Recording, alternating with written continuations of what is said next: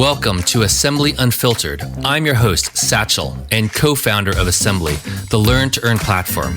Assembly Unfiltered is a podcast about democracy, privacy, blockchain, politics, leadership, company culture, crypto, security, and startups. It's meant for anyone who believes that all of us are living in challenging, turbulent, and even exciting times. We're living in a moment ripe for dramatic change. We envision this as a podcast for our tribe, people who share an interest in how all these threads weave together for better communities.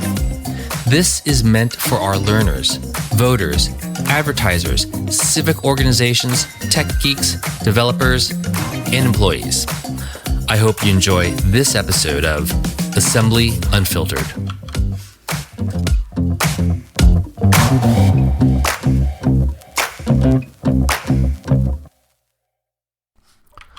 All right, and welcome back. Today we're going to continue this journey around how do we apply UX thinking, product thinking for citizens.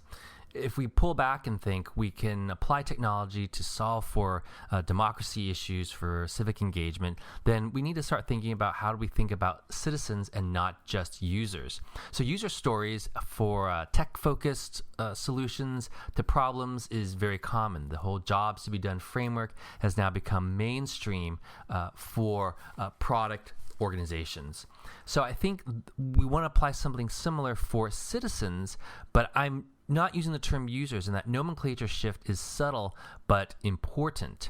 Because I think already there are plenty of companies, products that are already thinking about users. They think about users and users first.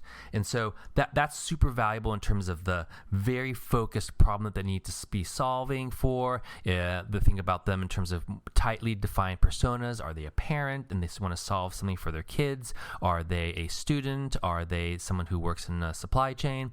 And so that's really valuable. And some of those same things are for citizens. So it could just sound like it's turns of phrases and it's really solving the same thing. But I actually think when we, instead of thinking about users, we're asking about citizens is in fact a way for us to get a true north for the persona. So users are trying to solve something and we're only focused on their user experience to get a job done with our singular product or feature. But I think when we say, let's think about them in terms of citizens, we establish a different true north in terms of how they affect society, how do they become informed, what is the broad strokes of whom we need to pull into the engagement. And I think a litmus test for citizens that can be very large, and I think that's one of the things that's exciting about blockchain is it actually starts to become a societal force. We see the growth of DeFi. We see a lot of the political conversation around Bitcoin. So it really isn't just some isolated technology. It really is infusing itself within public policy. And the litmus test for how well are we designing for citizens, I think, is every election. Because we know in every election, citizens need to vote. They have a sense of responsibility that they should vote. Many don't. Many are frustrated with the problem. So I wanted to frame this conversation, this episode around how do we think about citizens, not just users. Now, the question might come up, is there a market for solving citizen problems? And that we can tackle later. I believe if you can solve for the citizenship problem and you're doing so at scale, because many people are concerned about it and with different amounts of revenue available at their disposal as well as different objectives, it is certainly complicated, but I think it's one that can be solved. And that's what makes it actually exciting is because the blockchain and particularly the token economics allows different stakeholders within an interconnected ecosystem to all benefit if we can nail and understand each of their incentives and goals. So let's pull back and just start with, well, what are the problems that citizens face? And we know what the true north is. So our true north is we want citizens to be informed and engaged. And the litmus test is their willingness, their ability, their comfort level with voting and increasing that number as much as possible. And we're not going to look at the market. I think we can tackle that later after we address this sort of problems. But let's look at the problems. So the first one is there's lots of sources of information. Like, it's actually overwhelming. If when I'm looking up, say, a proposition that's going to be on the ballot in California, I Google the name, I see some news stories, I might see some information either from a journalist organization or from them or from like Ballotpedia, but it's a fair amount of places that I have to go.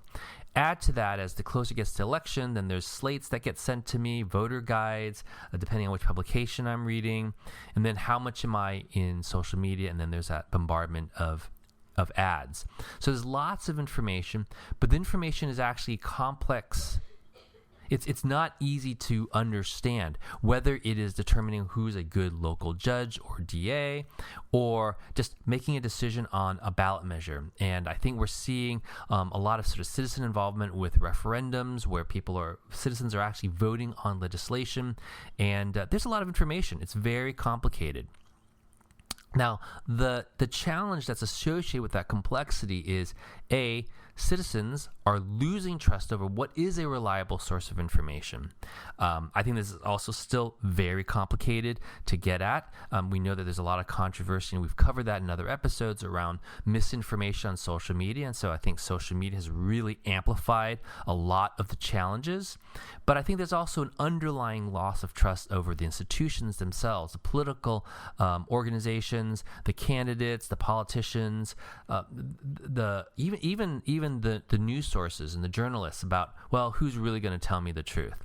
Similar issue. We have a lot of social media, whether it's YouTube or Twitter or Facebook, that are suggesting we can't trust that. And so I think that's a related problem for the citizen experience. So these social media platforms creating a very divisive, emotional, sort of limited dialogue, cancel culture, also makes it hard for somebody to ask legitimate questions or to post their opinion and then get reasoned feedback on why they should change their mind. It's more of a battlefield than a reasoned conversation, say you would have over let's say over dinner with people of different opinions, or watching a true debate as opposed to a staged debate. And then you mix into all this is just time. It does take time to sift through the information, to look at the different points of view, and then reach a conclusion. And this is hard to do if you have, 10, 15, referendums and ballot initiatives. It's sort of hard to understand. You're reading this and like, oh, it's another bond issue. Okay, what does that mean? Oh, this is yet another change in procedures for, the boards of supervisors. Okay, why do I care?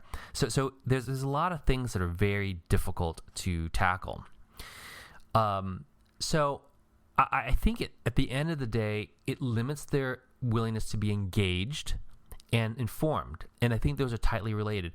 The more someone feels informed, educated, they can trust their opinion, they trust the sources, the more likely they are to be engaged. And the engaged part comes from, I'm informed, I understand the issues, including how it affects me and how it affects my community, how it affects my children. And then engaged, meaning I feel like I have an understanding of the issues. I feel I can share it and discuss it with people. Those are the things that are around engagement. I think it's very limited right now. So who else should care about solving these range of problems and the sources of problems which are limiting engagement and information? So the first one are the political campaigns themselves. Right? They really do need to reach and influence them. And granted, each one has their own side, but if they can't get citizens to be actually informed and engaged, most campaigns are going to be concerned.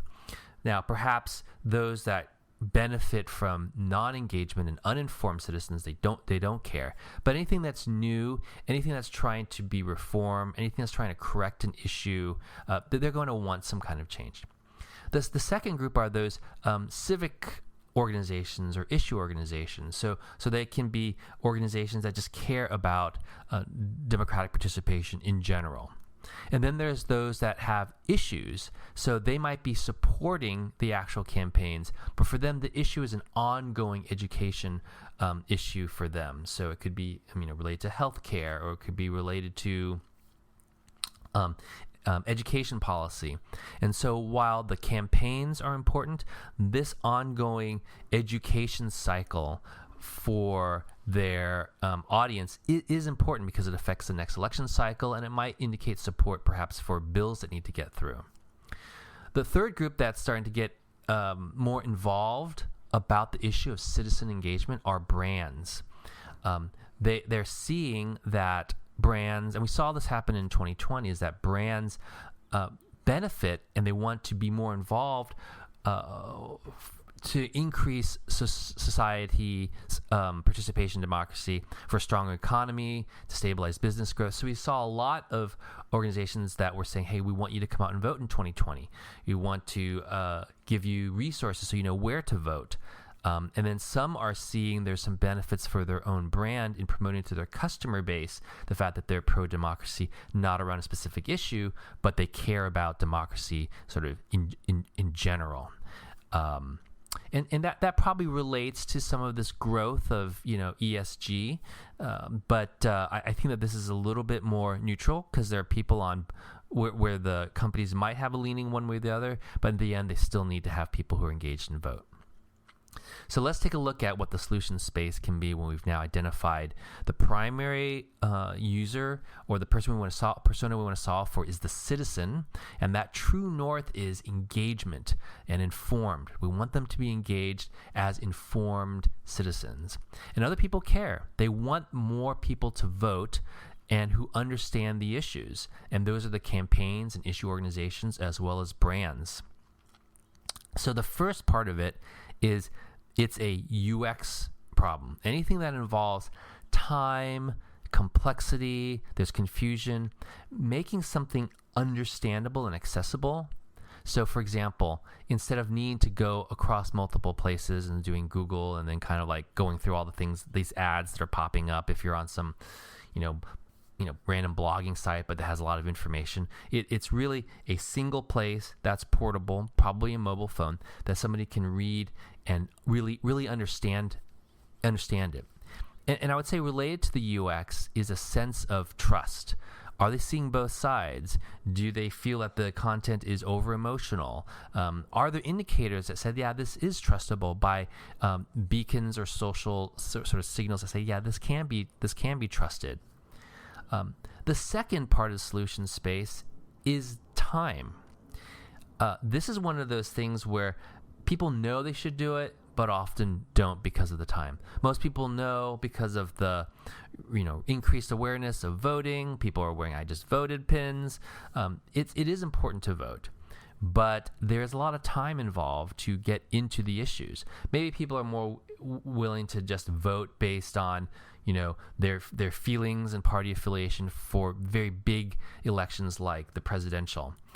But there's a lot of smaller local issues, and definitely for things like statewide ballots, referendums, where there's information that's involved. And so being able to solve for the time, I think, is an under-evaluated design space. And so there's some things that can be involved, such as making it incentives, making it easy to use, having virtue signaling so that you have a better sense of status, ways to promote, accountability for did you vote, in a way that you get rewarded for it, but not for voting a specific way. So I think if those are the two elements of the solution space. Now, because when we talked about there are other people in this ecosystem, such as the organizations and the brands, I think that solution space should involve a way for those institutions to also either onboard more people, to share content that trusts or moderates the type of information.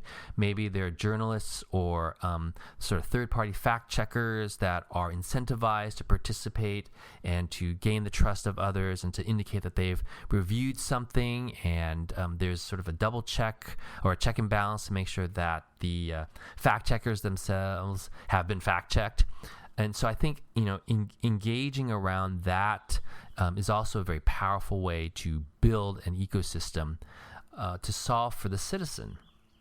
So I think the purpose of this was to talk about the role and importance of thinking about citizens as not just users. We're used to that, but citizens have, just by changing the name, a broader sense of who is impacted by their decisions and the challenges that comes for dealing with it. And we've seen a lot of the problems can boil down to complexity and time.